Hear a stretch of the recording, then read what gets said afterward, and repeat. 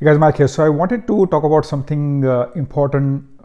So if you're a business owner, entrepreneur, it is a well-known fact that you need to identify your niche, your USP, your unique value proposition, and the more specific you go, it allows you to zero in on a target audience. And though that is all legit, you have to hone in on your niche. You have to craft your USP in such a manner that it allows you to effectively perform, whether you are selling something, whether you are doing a course, whether you are selling your services, whatever that might be, right? Whether it is consulting.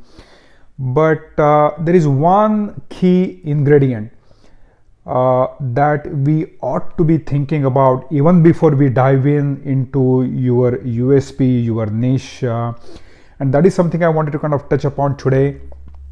And it is basically called ability to know yourself. So Socrates famously said, "Die yourself," right? And right now, if you take a look at a lot of blogs, literature, there's a tons and tons of material out there on how to achieve that self mastery. And many a times what happens, we tend to forget, we get so engrossed in trying to fulfill our customers requirements, fulfilling their needs and wants, but many a times we tend to overlook these aspect, what is called self awareness. And that is what I want to kind of touch upon, that unless and until you know yourself, unless and until you know how to sell yourself, you won't be able to necessarily achieve those necessary feats. And I've come up with two models. I'm going to go through that very quickly. And the idea here is that I have something drawn out here on this whiteboard. One model is which is what I prefer, but there is another model is also called is derived from Harvard Business Review. They have some commonalities. The Harvard business model is much more quote unquote formal in nature, corporate in nature in terms of its wording usage.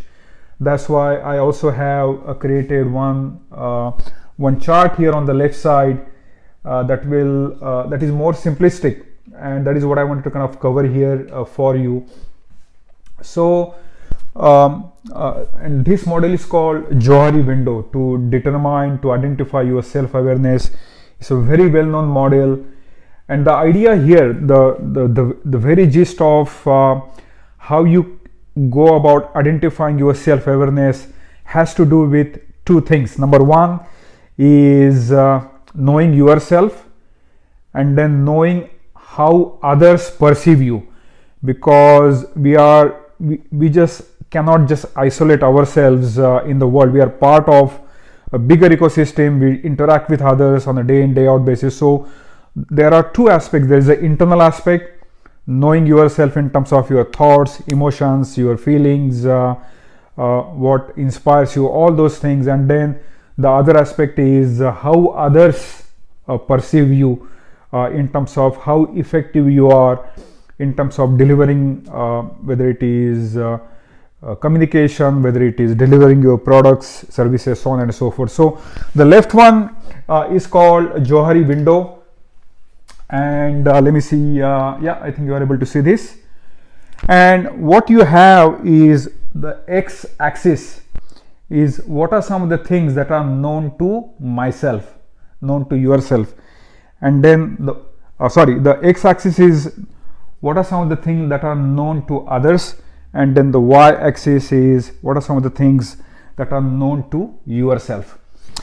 And so starting from here, right, it is called unknown, and what it is basically there are certain things that are not known to yourself and not known to others. So that is because that you might not have explored anything else at all, and then as a result you have not acquired necessary skill, expertise that allows you to exhibit those properties to yourself, to others. So that is basically unknown. The next one is what is called facade, and by the way, this model is also discussed by Stephen Covey in his famous 7 Habits of Highly Effective People. So you might also want to take a look at that book, and that book is just phenomenal in all different various aspects. So moving on, so next one is facade, and what it is there are certain capabilities, there are certain things that are known to myself but not known to others. I am good at keeping certain things just to myself. I don't want to necessarily bring it out. So that could be things such as your past experiences, your certain hard knocks that only you are privy to, but others may not necessarily know about that, or maybe some of the bad experiences that you may have had in your life, in your childhood or whatnot, in the school or colleges, and you just keep those imprints just to yourself. You don't feel like you should talk it out to someone. So just the way there are negative connotation, there is also positive connotation. Like there are some other things, right? Your skills. So you may be a good cook, but others may not know about it. So you may be a good painter, right? But others may not know about it because you have not really started putting it out, so that others can really see where you are coming from. The next one is arena, and that is just like an open field, and those are the things that are not only known to yourself but also to others, and that is your day-to-day interactions with other people. So if you're working on like a big project in a big team, right? So the way you communicate, the way you deliver certain projects, the way you execute your leadership, or some other things, right? So you may be a great, taking the same example that I took here. So you may be a great painter, and you are a great painter, others know about it. You are good on camera, and then because you are putting yourself out there on social media on a day in day out basis, or frequently, others also know that yes, you are out there, you are putting out there, you are putting yourself out there, and so this others are getting some kind of value out of that, right? So that is another thing. And then the last one is blind spot, which is certain other people that you deal with on a day in day out basis. They are privy to your certain skill set, expertise, know-how, your subject matter expertise, all those things, but they are not necessarily known to yourself. And if you can work on that, whatever the positive negative things are, then the more you cover your blind spot, uncover your blind spot, the more it will allow you to open up, get into the arena. So arena is the one where not only you are quite self-aware of your own capabilities, but also others are. And the facade is the one, basically something you need to think about. There are certain skills, expertise, capabilities that you know of yourself, but do you feel comfortable putting it out there, that are not known to others? So that is one angle, what is called Johari window, x-axis, y-axis. This is being internally self-aware, this is being externally self-aware. And then there is this Harvard Business Review model. I was trying to see whether they map in terms of the different quadrants or not. So in some ways there are certain aspects within these 4 quadrants, they sort of get superimposed with each other, but then there are certain other aspects, they do not necessarily go in a commonality basis. And so let's say if you start from the introspectors, right, and here we have facade, right? Facade is basically, there are certain things, your skills, expertise, your capabilities known to yourself but not known to others. If you take a look at introspectors, right, so clarity on who they are, who you are. Yes, so that means it is known to yourself, right? And these other things, right, such as challenging your own viewpoint, challenging your own status quo, eager to search for blind spot, that doesn't necessarily correspond to the facade, but nevertheless there is one commonality in terms of you know who you are, in terms of the clarity, and then that is what facade says. But then there are certain other aspects that do not necessarily correspond here. The next one is aware. That is their Harvard's term of I think arena, and that sort of matches very well. So if you take a look at their thing, right, their quadrant, they are saying that you know who you are, you know what do you stand for, you seek out for other people's opinion, constructive criticism, and value others' feedback, and then you somehow then come to know what do you have to accomplish. So if you take a quick look at, right, you know who you are, right, that is about being internally self-aware. You know what you stand for, that is something that you are aware of your own thing. And then in terms of known to others, right, the reason those things are known to others is because you are willing to seek out, you are willing to reach out to other people and get some kind of opinion, some kind of valuable feedback in terms of how you can improve yourself, right? And then that is how you know what do you have to accomplish to create like a better net effect, right? So that's the next one. The third one is pleasers, which is they can be focused so much that they might overlook what matters to others. So if you take a look at the blind spot, right, known to others, not known to myself, that doesn't necessarily correspond, but nevertheless